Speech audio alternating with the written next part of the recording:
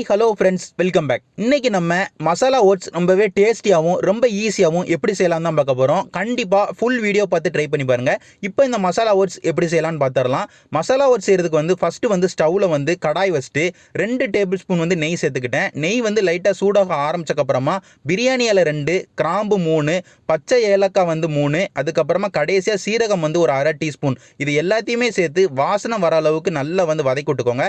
ஸ்டவ்வை மீடியம் ஃப்ளேமில் வச்சு ஒரு நிமிஷத்துக்கு நல்லா வதக்கி விட்டிங்கன்னா நல்ல வாசனை வர ஆரம்பிச்சிடும். அதுக்கப்புறமா நம்ம வெங்காயம் பெரிய வெங்காயம் ஒரு பெரிய வெங்காயத்தை ரொம்ப சின்ன சின்ன துண்டுகளாக வெட்டி சேர்த்துருக்கோம். பெரிய வெங்காயம் ஓரளவுக்கு பச்சை வாசனை போகிற அளவுக்கு நம்ம வதக்கணும். அதனால் ஸ்டவ்வை ஓரளவுக்கு ஹை ஃப்ளேமில் வச்சுட்டு ஒரு 2 நிமிஷத்துலேருந்து ஒரு 3 நிமிஷத்துக்கு நல்லா வதக்கி விட்டுக்கோங்க.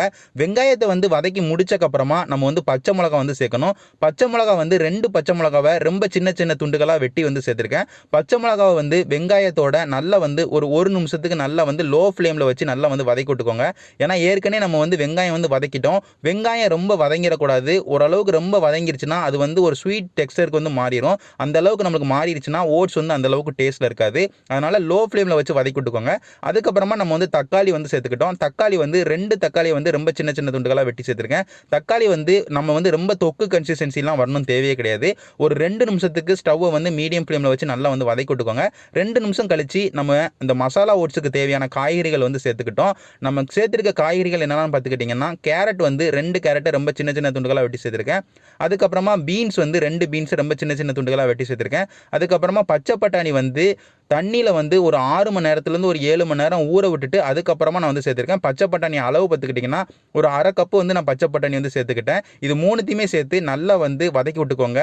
நம்ம இதுதான் சேர்க்கணும் கிடையாது. இது கூடயே நம்ம வேறு காய்கறிகளும் சேர்த்துக்கலாம். நம்ம காலிஃப்ளவர் சேர்க்கலாம், ப்ரக்கோலி சேர்க்கலாம், அதுக்கப்புறமா நம்ம உருளைக்கிழங்கு சேர்க்கலாம். நம்ம 3 காய்கறிகள் தான் சேர்த்துருக்கோம். நீங்கள் எக்ஸஸாக எதனாலும் நீங்கள் சேர்க்கணும் சேர்த்துக்கலாம்.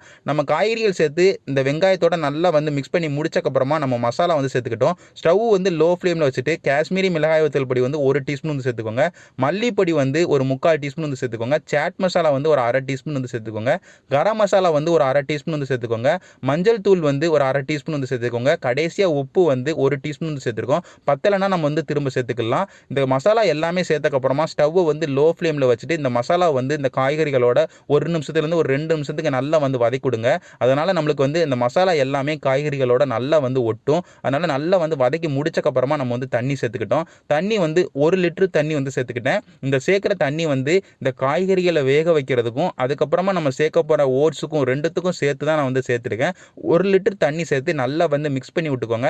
மிக்ஸ் பண்ணி முடிச்சக்கப்புறமா ஸ்டவ் லோ மீடியம் ஃப்ளேமில் வச்சுட்டு நம்ம கொதிக்க விடணும். நம்மளுக்கு காய்கறிகள் வேகிறதுக்கு ஒரு 15 நிமிஷத்துலேருந்து ஒரு 20 நிமிஷம் தேவைப்படும். அதனால் நம்ம ஓரளவுக்கு லோ மீடியம் ஃப்ளேமில் வச்சாதான் நம்ம சேர்த்துருக்க தண்ணி அளவில் நம்மளுக்கு காய்கறிகள் வேகும். நம்ம ரொம்ப ஹை ஃப்ளேமில் வச்சிட்டோம்னா தண்ணி சீக்கிரமாக நம்மளுக்கு வத்திரும், காய்கறிகள் வெந்திருக்காது, திரும்ப நம்ம தண்ணி சேர்க்குற மாதிரி இருக்கும். அதுக்கப்புறமா முக்கியமாக தண்ணி சேர்த்தக்கப்புறமா உப்பு காரம் கரெக்டாக இருக்கான்னு பார்த்துக்கோங்க. நான் உப்பு காரம் கரெக்டாக இருக்கான்னு பார்த்ததில் நான் சேர்த்துருக்க அளவில் காரம் ரொம்பவே கரெக்டாக இருந்தது.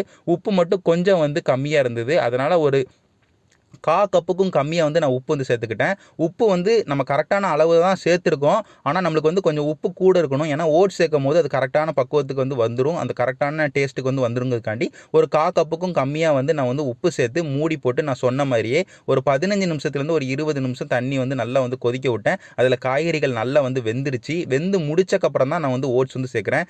ஓட்ஸ் நான் தண்ணி ஒரு 250 ml தண்ணி கப்பில் 1 கப்பு நான் ஓட்ஸ் சேர்த்துருக்கேன். 1 கப்பு ஓட்ஸ் சேர்த்து நல்லா இந்த காய்கறிகளோட மிக்ஸ் பண்ணி விட்டுக்கோங்க. ஸ்டவ் லோ ஃப்ளேம்லேயே இருக்கட்டும். நான் தண்ணி ஏற்கனவே 1 லிட்டர் தண்ணி சேர்த்துருந்தேன். அதில் அரை லிட்டர் தண்ணியில் நல்லா காய்கறிகள் வந்துருச்சு. மீதி அரை லிட்டர் இருந்தது. அந்த அரை லிட்டரில் நான் ஓட்ஸ் சேர்த்து நல்லா கலக்கி விட்டுட்டு மூடி போட்டு ஒரு 15 நிமிஷத்துலேருந்து ஒரு 20 நிமிஷம் நம்ம கொதிக்க விட போகிறோம். அந்த மாதிரி கொதிக்க விடுறனால நம்மளுக்கு ஓட்ஸ் நல்லா வெந்துடும். ஒரு 5 நிமிஷத்துலேருந்து ஒரு 6 நிமிஷம் கழிச்சு நான் ஓப்பன் பண்ணி பார்த்தேன். எனக்கு ஓட்ஸ் ஓரளவுக்கு வேகலை. அதே நேரத்தில் தண்ணியும் நல்லா ஓட்ஸ் குடிச்சிருச்சு. அதனால் எனக்கு தண்ணி சேர்க்கணுங்கிறதுக்காண்டி நான் ஒரு கப்பில் ஒரு 1.5 கப்பு தண்ணி கூட நான் சேர்த்துக்கிட்டேன். ஏன்னா நம்ம ஓட்ஸ் சேர்க்கும் போது நம்ம தண்ணியோட அளவு அவ்வளோ திட்டவட்டமாக நம்ம சொல்ல முடியாது. நம்ம எக்ஸஸாக தண்ணி சேர்க்கணும்னா நம்ம சேர்த்துக்கலாம், அது ஒரு பிரச்சனையும் இல்லை.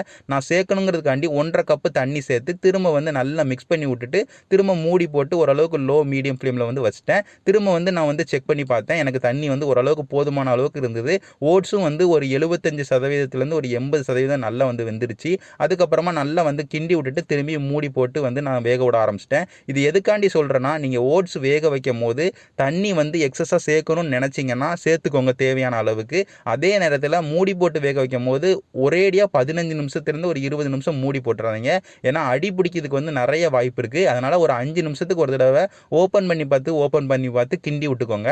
இந்த மாதிரி நீங்கள் 15 நிமிஷத்துக்கு ஒரு தடவை 15 நிமிஷத்துலேருந்து ஒரு 20 நிமிஷத்துக்கு நீங்கள் வேக வச்சிங்கனாலே உங்களுக்கு அந்த தண்ணியிலே வந்து உங்கள் ஓட்ஸ் வந்து நல்லா வந்து வெந்துடும். இப்போ நான் வந்து ஒரு 20 நிமிஷம் வந்து நான் கழித்து வந்து ஓப்பன் பண்ணி பார்க்கேன். எனக்கு ஓட்ஸ் வந்து ஓரளவுக்கு நல்லாவே வெந்துருச்சு. ஓரளவுக்கு தண்ணியாகவும் எனக்கு வந்து இருக்குது. இந்த அளவுக்கு தண்ணி கன்சிஸ்டன்சிலே இருக்கணும். ஏன்னா நம்மளுக்கு இந்த கன்சிஸ்டன்சியில் இருந்தால் தான் ஆறுனக்கப்புறம் இந்த ஓட்ஸ் வந்து கொஞ்சம் இறுகிரும். அப்போ நம்ம எடுத்து சாப்பிடும் போது கரெக்டான கன்சிஸ்டன்சியில் வந்து இருக்கும். இந்த கன்சிஸ்டன்சியில் இருக்கும்போது ஸ்டவ் ஆஃப் பண்ணிட்டு நீங்கள் சர்வ் பண்ண ஆரம்பிச்சிடலாம். கண்டிப்பாக இந்த மசாலா ஓட்ஸ் வந்து ட்ரை பண்ணி பாருங்கள். ரொம்ப ஈஸியான ஒரு ரெசிபி. இது வந்து ஒரு 6 பேர்லேருந்து ஒரு 7 பேர் வந்து சாப்பிடலாம். வீட்டில் உள்ள எல்லாருக்குமே செஞ்சு கொடுங்க. எல்லாருமே ரொம்ப விரும்பி சாப்பிடுவாங்க. நான் இதே மாதிரி ஒரு சூப்பரான ரெசிபியோட உங்கள் எல்லாருமே வந்து பார்க்குறேன். நன்றி.